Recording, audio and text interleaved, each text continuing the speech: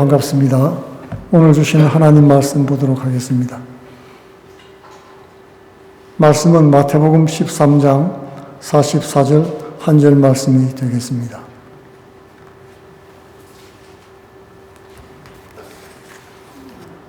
마태복음 13장 44절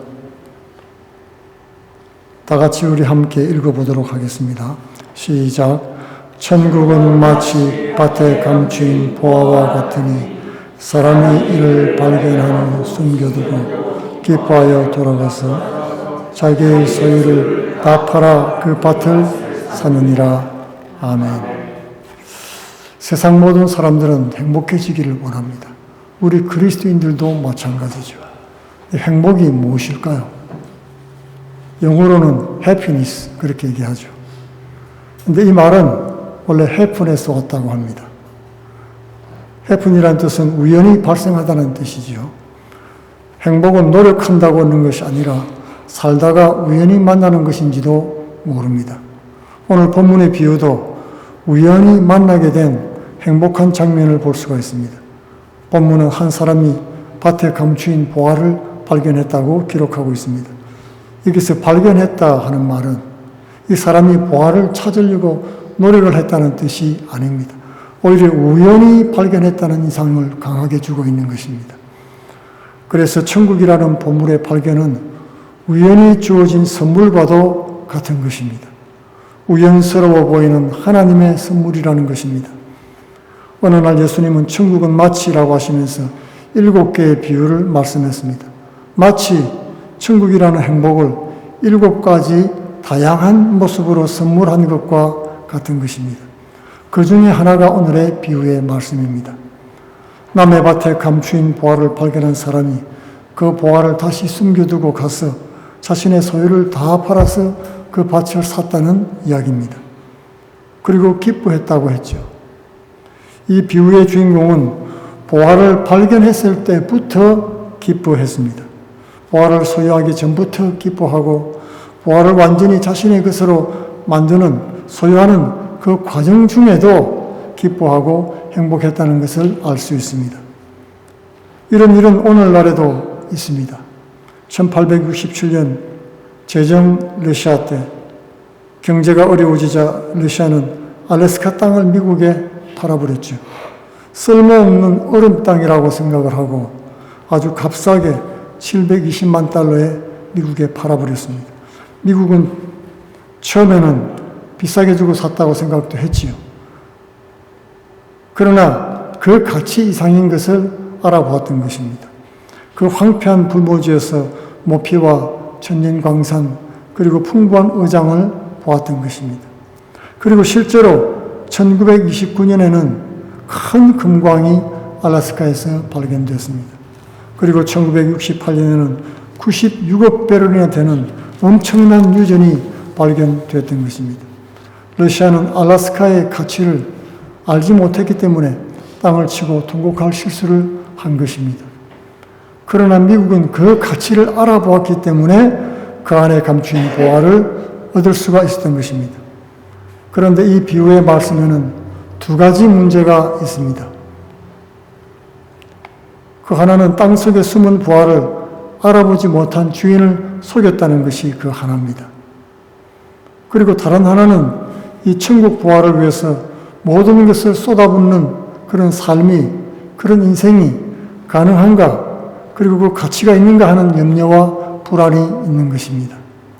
첫 번째 문제는 땅에서 발견한 보물을 땅 주인에게 알리지 않고 보물을 차지하는 것이 옳은가 하는 일입니다. 땅 주인에게 속한 보물을 속여서 훔치는 것처럼 보이지 않습니까? 천국을 소유하기 위해서 남의 것을 속여서 빼앗는 것이 옳은 일입니까? 이 문제는 성경이 기록될 당시 시대 상황을 살펴볼 필요가 있습니다. 팔레스타인 지역뿐 아니라 이 고대 소아시아 근동 지역에서는 전쟁이 잦았습니다. 그때는 은행이나 튼튼한 금고 같은 것이 없었죠. 전쟁이 나면은 자신의 보물을 숨길 곳이 필요했던 것입니다. 고대에는 약탈 경제에 의존하고 있었습니다. 경제가 나빠지면은 그 사회에 흉흉해지고 분위기가 아주 험악해집니다. 그러면 전쟁을 일으켜서 이웃 마을이나 이웃 나라를 공격을 해서 다 뺏어오는 것입니다. 그래서 전쟁이 나면 상대가 소유한 모든 것을 다 약탈해 갔기 때문에 전쟁이 나면 땅을 파서 보화를 숨겼던 것입니다. 그리고 약탈자들이 돌아가면 다시 그 땅을 파서 그 보물을 되찾았습니다. 그런데 보물을 땅에 숨겨둔 사람이 전쟁을 통해서 죽는 경우가 있었습니다. 그런 경우에는 땅에 감추인 보화는 아무도 모르게 되는 것입니다. 땅 속의 보화는 땅 주인의 소유가 분명합니다. 그러나 그 땅의 소유가 바뀌면은 보화의 소유도 즉시 바뀌는 것입니다. 그래서 당시 유대 법관이었던 랍비들은 만일 사람이 흩어진 돈을 땅에서 발견하면 그 돈은 발견한 사람 것이다 라고 판결을 내렸던 것입니다. 아마도 당시 이스라엘에서는 밭의 주인이 여러 번 바뀌었을 것입니다. 그러므로 옛 주인이 아니라 현재 밭 주인이 권리를 가지는 것이 그 당시 법이었던 것입니다. 예수님은 이런 이야기를 통해서 감추어진 진정한 보화를 소유하라고 우리에게 촉구하고 계신 것입니다. 이렇게 보화에 대한 소유권 문제는 해결될 수가 있습니다. 그러나 우리 그리스도인들에게는 더 중요한 심각한 삶의 문제가 놓여 있습니다. 그것은 천국 보화를 소유하기 위해서 모든 것을 과연 다 팔아야 되느냐 하는 그것이 문제인 것입니다. 우리는 천국이 있다는 것도 알고 있지요. 그리고 그것이 보화와 같다는 것도 잘 알고 있습니다. 그렇다고 해서 천국을 소유하기 위해서 이 땅의 모든 것을 다 팔고 쏟아부어야 되는 것인가 하는 것입니다. 소유물을 다 팔아버리고 신앙에 전부 투자하면 기쁘고 행복하겠습니까? 일상적인 삶의 자리를 다 포기하고 매일 기도원에 들어가 살면 행복할까요? 주식 투자에 대한 유명한 격언이 있습니다. 계란을 한 방울에 담지 말라 하는 것입니다. 한 곳에 전 재산을 투자하지 말고 위험을 분산하라고 하는 의미인 것입니다. 한 번은 유대인 의사의 물건을 정리해주러 제가 간 적이 있습니다. 뇌졸중이 있어서 서류 정리하는 것을 제가 좀 도와드리게 되었는데요. 그 중에 주식 투자 내역도 있었습니다. 그 재산이 6, 7군데 정도로 분산되어서 투자되어 있는 것을 발견했습니다. 이것은 주식에 관해서뿐만이 아닙니다. 인생의 지혜라고 할 수 있겠지요. 교토삼굴이라는 말이 있습니다. 토끼도 위험한 때를 대비해서 굴을 3개를 파둔다는 말이 있는 것입니다. 옛날 제나라 재상 맹사군이라는 사람이 있었습니다. 이 풍환이라는 사람이 그 집에 묵고 있었는데 이 풍환은 맹상군이 위기에서 벗어날 수 있도록 여러 가지 방법을 미리 마련해 두었습니다. 맹상군은 이런 풍환의 지혜 때문에 수십 년 동안 탈이 없이 재상직을 잘 수행할 수가 있었습니다. 이렇게 삶의 여러 정황에 미리 대비하는 것은 지혜로운 일이라고 말할 수 있습니다. 그런 점에서 삶의 어느 한순간에만 집중하는 것은 그렇게 지혜로워 보이지 않습니다. 그런 대책 없는 삶은 행복한 삶이 아니라 불안한 삶이 될 수가 있는 것입니다. 그런데 오늘 본문에 나오는 그 사람은 가진 것 전부를 팔아서 한 곳에 투자하고 기뻐했습니다. 우리 삶의 관점과 기준으로 보면 이 사람의 행동은 쉽게 이해할 수가 없는 것입니다. 물론 나중에 천국의 삶이 우리에게 행복한 것은 맞습니다. 그러나 그것이 현재 우리 삶의 행복을 보장해준다는 것에는 의문이 있는 것입니다.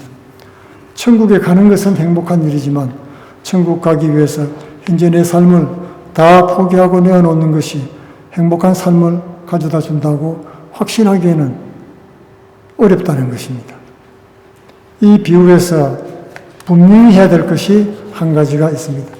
바로 오늘 본문의 의미가 모든 것을 팔고 모든 것을 투자해야 행복해진다. 그런 의미는 아니라는 것입니다. 오늘 비유에 나오는 주인공이 기뻐했던 이유는 단 한 가지입니다. 보화 때문에 그런 것입니다. 보화를 얻게 되어서 기쁘고 행복했던 것입니다. 보화가 무엇입니까?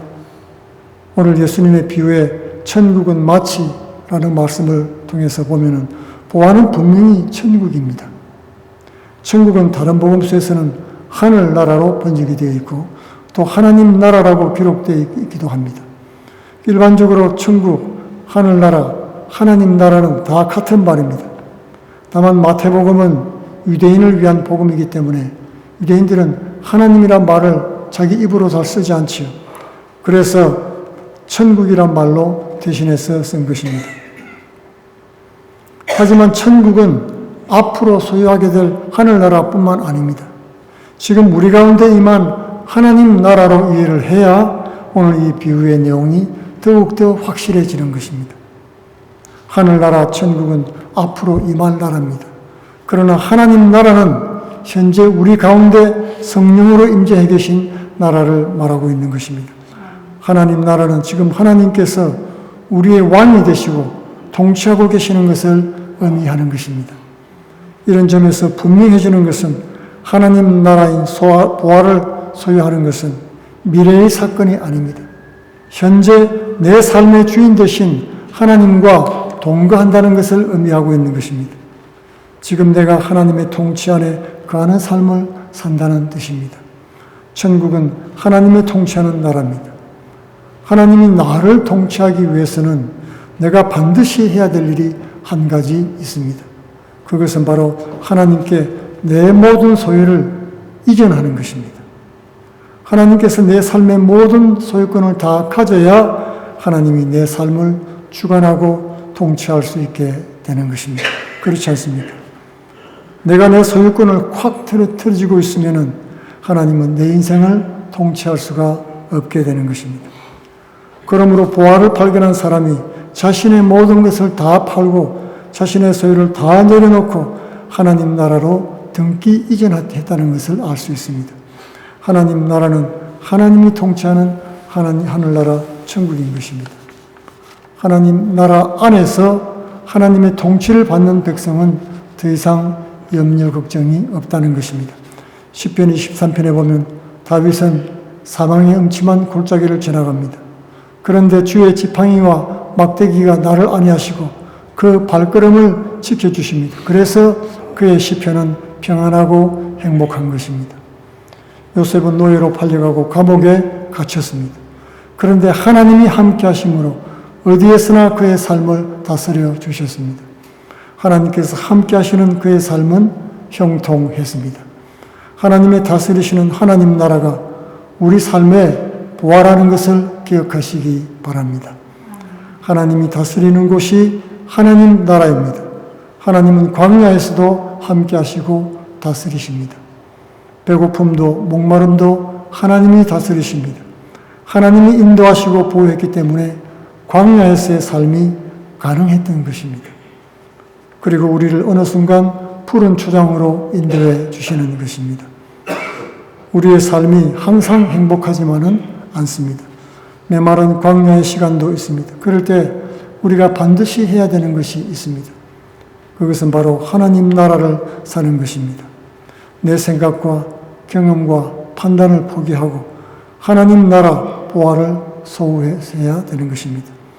하나님 나라에 속한 삶을 살아야 합니다.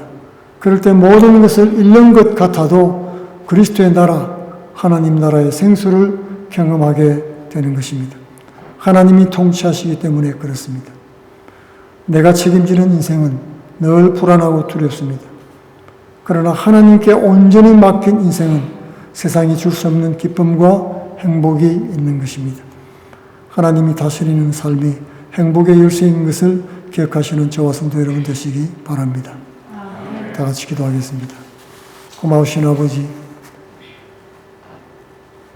하늘나라가 우리 가운데 임하였고 우리가 주님의 통치 가운데 살아가기를 원합니다. 우리 삶이 나의 뜻과 생각에 따라 사는 것이 아니라 주님께 온전히 맡긴 하나님 나라 백성으로 살기를 원하오니 우리와 함께하여 주시옵소서. 주의 뜻을 이루어드리는 복된 주의 성도들, 승리하는 천국 백성들 되도록 역사하여 주옵소서. 예수님 이름으로 기도하옵나이다. 아멘.